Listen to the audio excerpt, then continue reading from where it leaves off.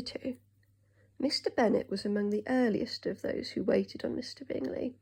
He had always intended to visit him, though to the last always assuring his wife that he should not go. Until the evening after the visit was paid, she had no knowledge of it. It was then disclosed in the following manner. Observing his second daughter employed in trimming a hat, he suddenly addressed her with, "I hope Mr. Bingley will like it, Lizzie." "We are not in a way to know what Mr. Bingley likes," said her mother resentfully, "since we are not to visit."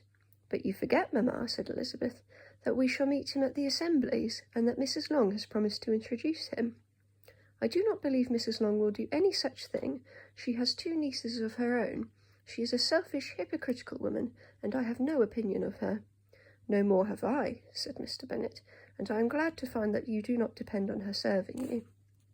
Mrs. Bennet deigned not to make any reply, but unable to contain herself, began scolding one of her daughters. "Don't keep coughing so, Kitty, for heaven's sake.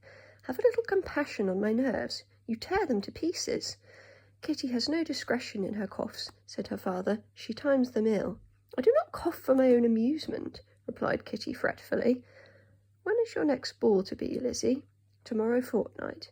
"Aye, so it is," cried her mother, "and Mrs. Long does not come back till the day before, so it will be impossible for her to introduce him, for she will not know him herself." "Then, my dear, you may have the advantage of your friend, and introduce Mr. Bingley to her."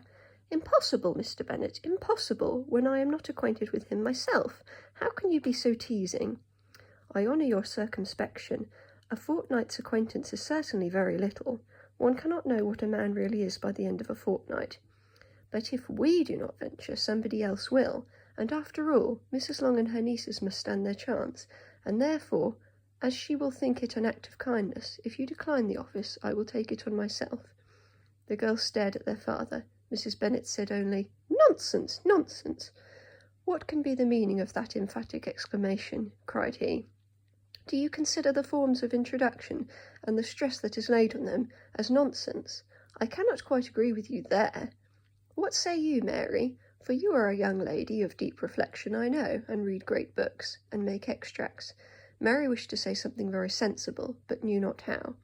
"While Mary is suggesting her ideas," he continued, "let us return to Mr. Bingley." "I am sick of Mr. Bingley," cried his wife.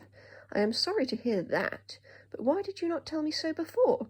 If I had known as much this morning, I certainly would not have called on him. It is very unlucky, but as I have actually paid the visit, we cannot escape the acquaintance now."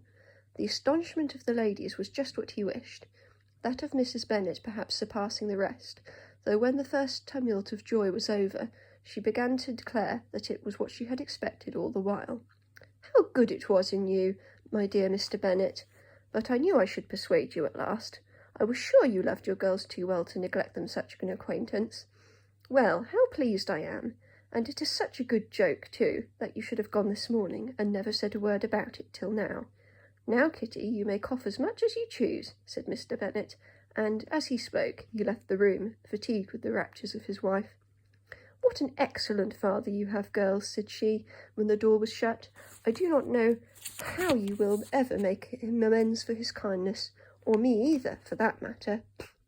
At our time of life, it is not so pleasant, I can tell you, to be making new acquaintance every day, but for your sakes we would do anything. Lydia, my love, though you are the youngest, I dare say Mr. Bingley will dance with you at the next ball."